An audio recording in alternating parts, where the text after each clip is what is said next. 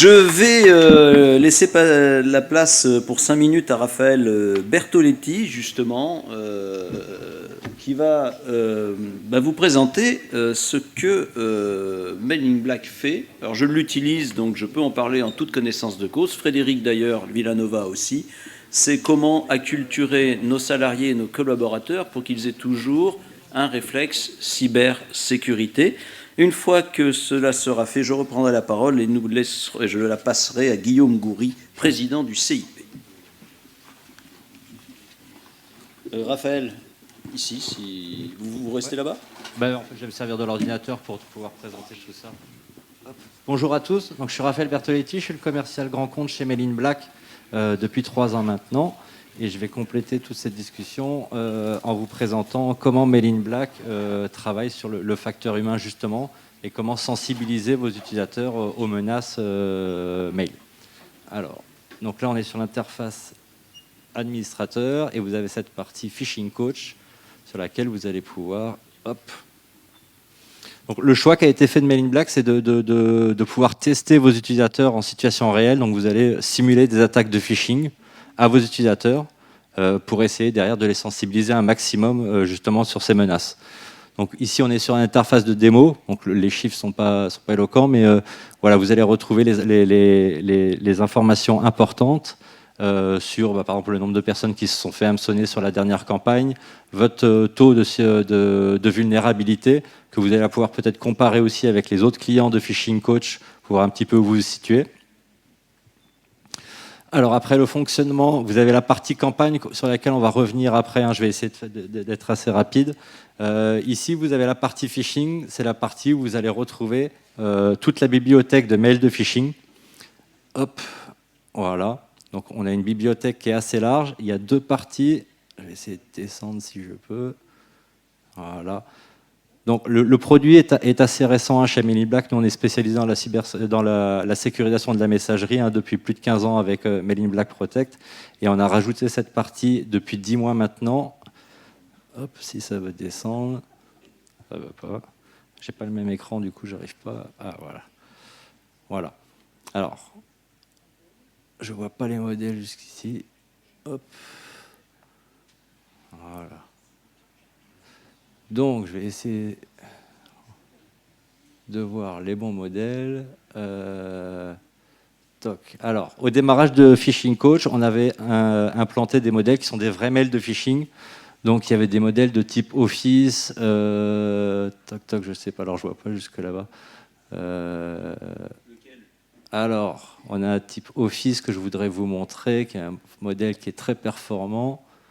Je ne sais pas si c'est celui-ci, on va le tester. Non. Ouais, est-ce que vous savez si je peux avoir le même écran là?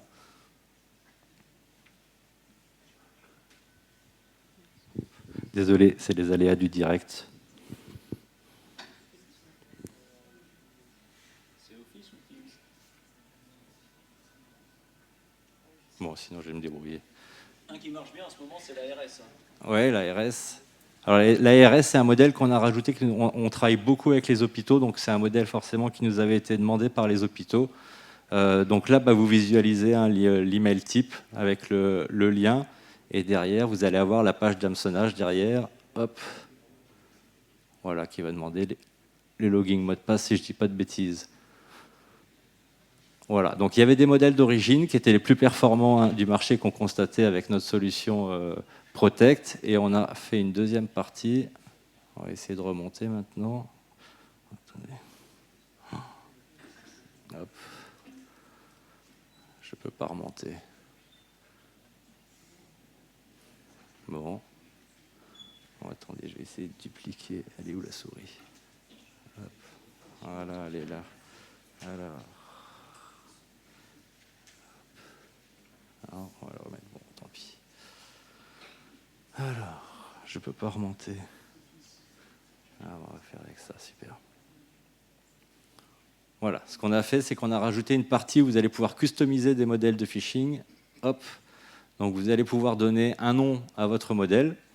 On a mis à disposition une liste de marques. Alors, si j'arrive à cliquer dessus. Oh, c'est laborieux.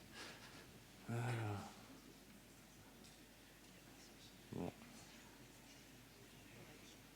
suis désolé, je ne vois pas l'écran jusque là-bas. Donc là, c'est le modèle. Bon. C'est compliqué. Est-ce que je croyais que je peux me rapprocher avec l'ordinateur ou il est bloqué? D'accord. Bon. Donc vous allez choisir une liste de marques, si c'est possible. Non, je ne le vois pas. C'est ici? Là? Ah là, super. Donc vous avez la possibilité de faire votre entreprise, donc de faire un modèle de phishing avec votre logo. Et après, vous avez toute une liste de marques que vous allez pouvoir utiliser pour créer un modèle. Je vais en prendre une au hasard. Hop. Derrière, vous allez pouvoir visualiser. Alors, derrière, il faut choisir le type d'information demandée. Donc, c'est le. Hop. Je suis bloqué. En fait, je ne peux pas remonter. Ouais, bon. Bon, on va faire autrement. Ce qu'on va faire, c'est que je vais vous montrer une campagne. Hop. Pour vous montrer le fonctionnement. Donc, ici, vous retrouvez toutes les campagnes que vous avez déjà planifiées ou que vous avez déjà effectuées. Donc, vous allez pouvoir créer une nouvelle campagne. Alors, en donnant un nom, test. Derrière, vous allez choisir hop, le modèle de phishing que vous voulez utiliser. On va prendre un au hasard, hein. Je ne vois pas jusque là-bas. Hop. Donc là, vous allez visualiser le modèle qui est demandé. Hop, hop, on va valider. Hop. Derrière, on va arriver sur la page de sensibilisation. Donc la page de sensibilisation, c'est la page qui va s'afficher directement lorsqu'un utilisateur va se faire hameçonner. Donc va remplir les informations qui seront demandées dans votre modèle. Donc vous avez plusieurs modèles qui sont disponibles.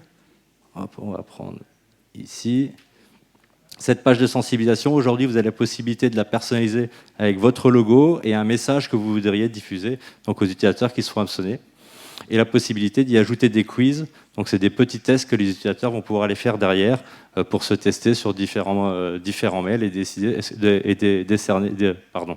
et valider si c'est un mail légitime ou si c'est un email de phishing. Donc là, vous visualisez, hop. Non. Ah, parce que j'ai validé. Alors, je ne vois pas sur quoi je suis. Là. Hop. OK. Donc là, vous visualisez votre page de sensibilisation. La page de sensibilisation, donc là, vous voyez... Ah, je ne sais pas pourquoi ça ne veut pas descendre. C'est un peu compliqué, je suis désolé. Hop. Donc la première partie de l'email, enfin de la page de sensibilisation, va vous expliquer, vous êtes fait hameçonner, mais pas de panique, c'est un exercice, on est là pour vous accompagner. 2, vous allez retrouver ici le petit lien pour aller faire les quiz. Et 3, c'est les bons réflexes, c'est qu'est-ce que les utilisateurs doivent systématiquement vérifier dans les emails. Donc bien checker adresse en tête, adresse enveloppe, bien passer la souris sur le lien avant de cliquer, vérifier qu'ils arrivent bien sur la page légitime, et avant de cliquer sur une pièce jointe, bien sûr, valider qu'ils connaissent bien l'origine. Derrière, vous allez décider à qui est-ce que vous voulez envoyer cette campagne. Est-ce que vous voulez envoyer à tous vos utilisateurs, un ou des groupes de votre AD, ou alors est-ce que vous voulez créer un groupe d'utilisateurs à partir d'un fichier CSV. Alors on va essayer de valider là. Bon, on va faire autrement.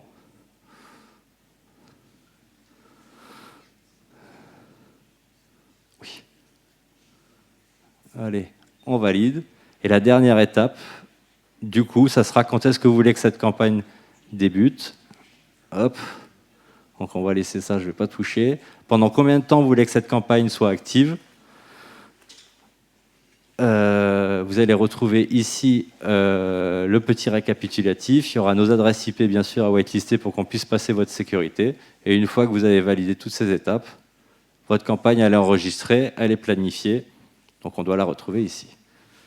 Hop. Et ce qui est intéressant là-dessus derrière, c'est qu'à la fin des campagnes, vous allez pouvoir retrouver, alors là, je ne pourrai jamais voir jusque là-bas, les résultats. On va essayer de voir si j'en trouve une. Il faut que j'arrive à cliquer sur le bouton, là ça va être compliqué.